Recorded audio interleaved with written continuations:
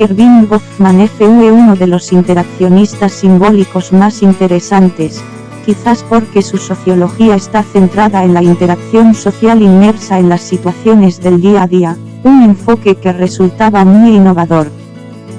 Como interaccionista simbólico, Goffman es deudor de la idea del self que introdujo Mead. El self es un proceso mental que concede a la persona la capacidad de verse a sí misma como un objeto sin perder su condición de sujeto.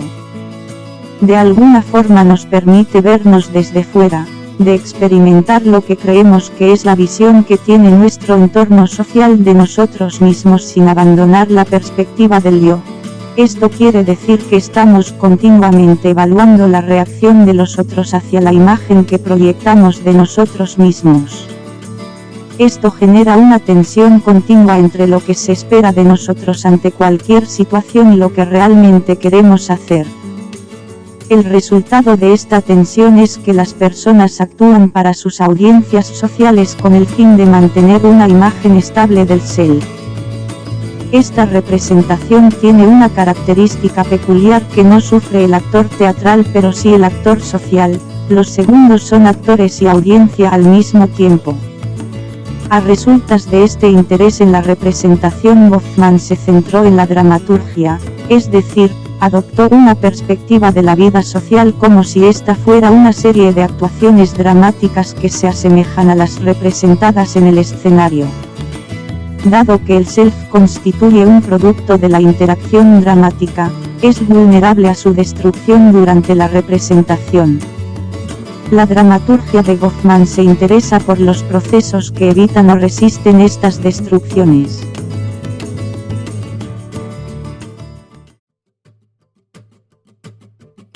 Goffman señaló que la mayoría de las representaciones salen triunfantes. Para ello, como veremos más adelante, tanto el actor como la audiencia suelen poner de su parte y no dudan en manipular las impresiones. Como consecuencia, en circunstancias normales, a los actores se les asigna un self firme y estable que parece emanar de ellos mismos, cuando en realidad es el resultado de una colaboración. Goffman pensaba que en el espacio performativo en el que se produce la interacción social se desarrollaban 4 metáforas: teatro, rito, marco y juego. La metáfora del teatro, vistas las cosas como las veía Goffman, está muy clara. La vida cotidiana es como un teatro en el que las personas representan papeles que les han sido adjudicados. Además, existen reglas subyacentes que estructuran los encuentros o las interacciones. El respeto a este orden normativo es lo que constituye el rito.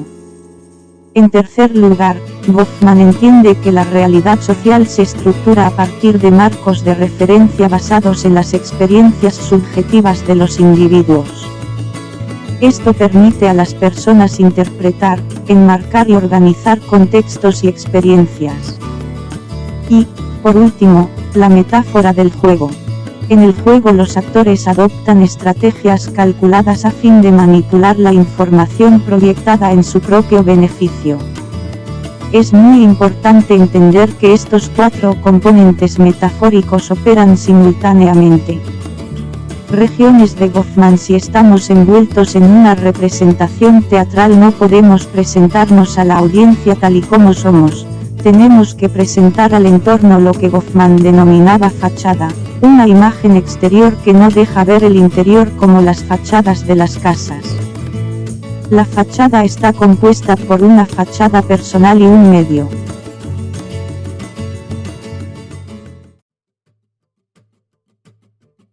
La fachada personal es el conjunto de signos externos que quieres proyectar al exterior, es decir, es todo lo que tiene que ver con la apariencia y los modales.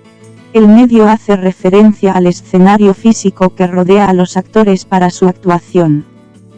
Si pensamos en un cirujano, la fachada personal sería su bata verde, su mascarilla, el estetoscopio que cuelga permanentemente de su cuello y todos aquellos gestos y conductas que uno espera de alguien al que vas a permitir que te abra en canal que promuevan la confianza, la seguridad en uno mismo y vastos conocimientos de cuerpo humano y su fisiología. En cuanto al medio, ¿Hay algún cirujano digno de este nombre que no tenga quirófano? El medio, el escenario, el espacio social en el que se realizan las interacciones, ese gran teatro del mundo es para Goffman un lugar limitado por barreras antepuestas a la percepción. Como podemos apreciar, Goffman fue bastante lejos en su analogía entre el escenario y la interacción social. En toda interacción social existe una región anterior, una región posterior y una región exterior separadas por barreras. La región anterior equivale al proscenio de la representación teatral, la parte visible de la actuación. Es el espacio en el que tiene lugar la interacción y la interpretación. En ella, los actores se muestran interesados en su apariencia, su vestimenta y el empleo de accesorios.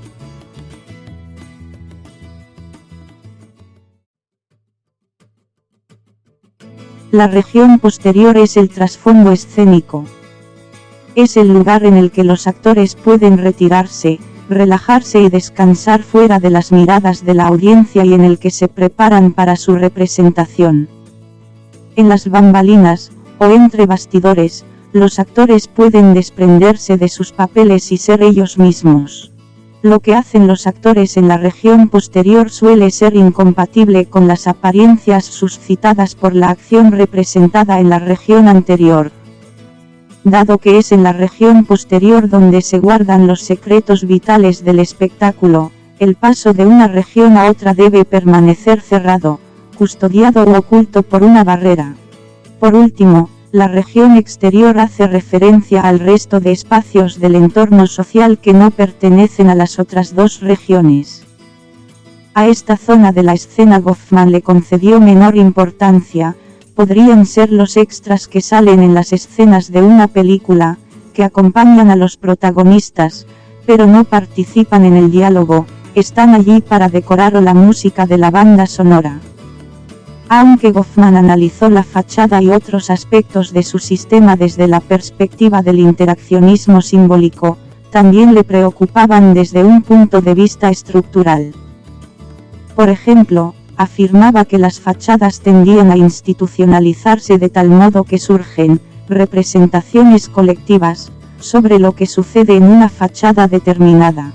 Los actores no suelen inventar los roles que representan, sino que asumen roles ya establecidos, encuentran fachadas específicas prefijadas para estas representaciones.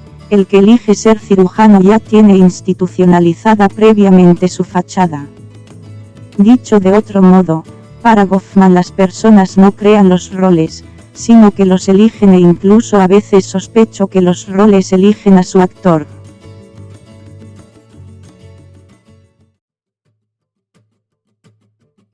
Aspectos de la interacción social.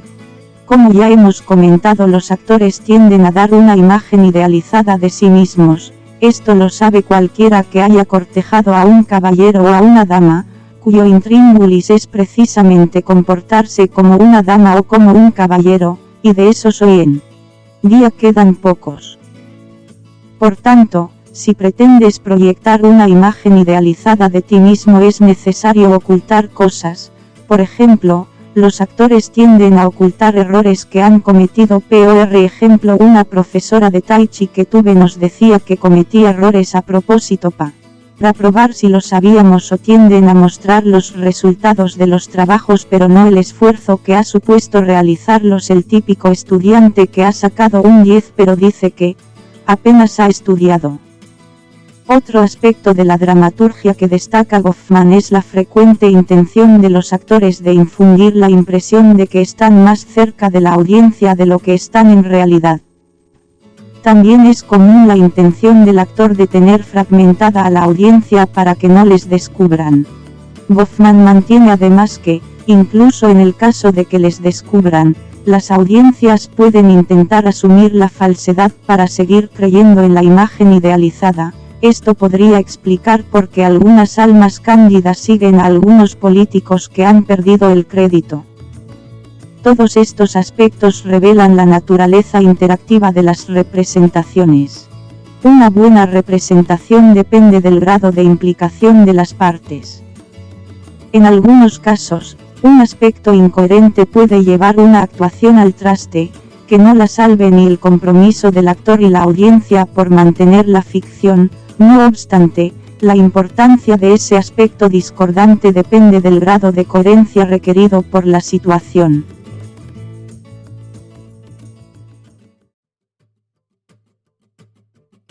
Un descuido de un cirujano o médico durante una representación profesional perjudicaría gravemente su actuación, pero la equivocación de un taxista al comenzar su carrera probablemente no dañaría demasiado la impresión del cliente.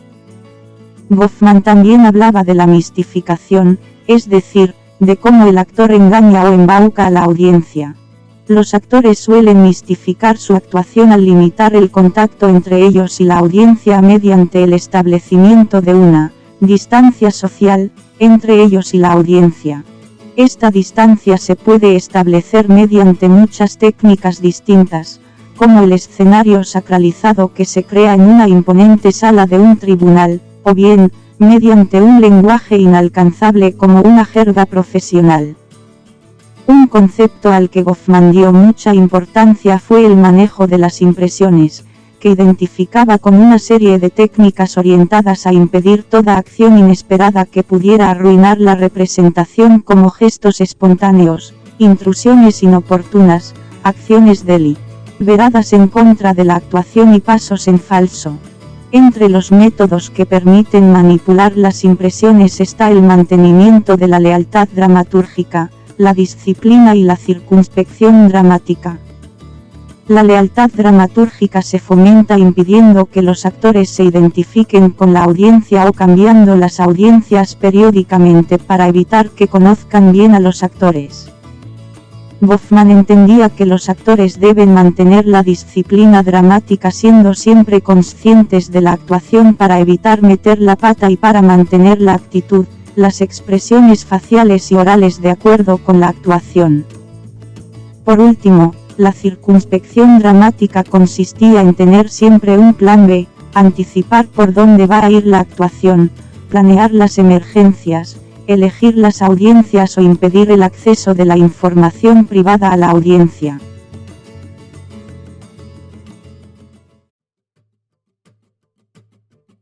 Otros conceptos de Goffman. En libros posteriores a su texto La presentación de la persona en la vida cotidiana, expresó Goffman nuevos conceptos que vinieron a completar su teoría dramatúrgica. Vamos a ver la distancia de rol y el estigma.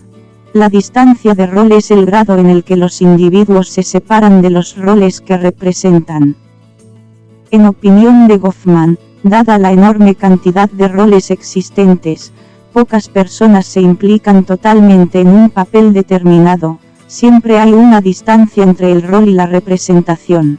El ejemplo que puso fue el de los niños mayores que montan en caballitos de tío vivo, suelen ser conscientes de que son demasiado mayores para esto, su audiencia se lo suele recordar. Una manera de solventar este problema es demostrar la distancia de rol montando el caballito descuidada, despreocupada o peligrosamente con la intención de explicar a la audiencia que no realizan la actividad como la realizan los niños pequeños. La distancia de rol es una función del estatus social de la persona. Se produce una mayor distancia en personas de estatus bajo.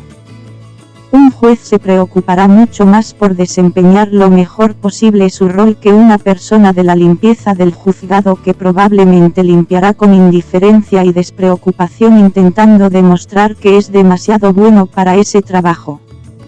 El estigma, por otra parte, está relacionado con la distancia que existe entre la identidad social virtual como lo que debería ser, y la identidad social real como lo que realmente es. Cuando esta distancia es grande el individuo está estigmatizado. Hay estigmas desacreditados y desacreditables. El primero, el estigma desacreditado, es aquel que es evidente, por ejemplo la calvicie o cualquier defecto visible, en este caso no se puede mantener la representación.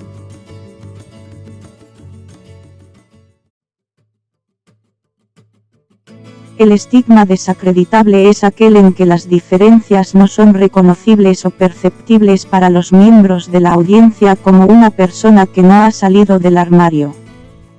Para alguien señalado con un estigma desacreditado, el problema dramático básico reside en manejar la tensión que desencadena el hecho de que las personas reconocen ese problema. Para el que sufre un estigma desacreditable, el problema dramático reside en mantener el problema oculto a la audiencia. Influencia de Goffman. Goffman fue uno de los sociólogos más influyentes de la segunda mitad del siglo XX, dejando su huella en el estructuralismo, en el interaccionismo simbólico y de manera especial en la etnometodología 3, con la que comparte el estudio de la vida social cotidiana. Creo que la influencia se prolonga hasta nuestros días, como atestigua el ejemplo que vamos a ver en el apartado siguiente.